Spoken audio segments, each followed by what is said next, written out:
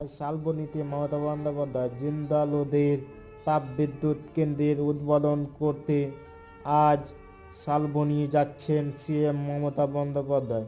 তার সঙ্গে যেতে পারেন বাংলার ব্র্যান্ড অ্যাম্বাসাডর সৌরভ গঙ্গোপাধ্যায়, থাকবেন জিন্দাল গোষ্ঠীর শীর্ষ কর্তারা। আজ রাতে সিএম মেদিনীপুর সার্কিট হাউসে থাকবেন। আগামীকাল তিনি মেদিনীপুর কলেজ মাঠে সরকারি অনুষ্ঠানে অংশ নেবেন, যেখানে গোয়ালতোড়ের একটি সোলার পাওয়ার প্ল্যান্ট সহ একাধিক নতুন প্রকল্প উদ্বোধন করবেন মমতা বন্দ্যোপাধ্যায়। দর্শক, কোনো কিছু বলার থাকলে বলবেন কমেন্ট বক্সে। নজর রাখবেন করণ টিভি। নমস্কার।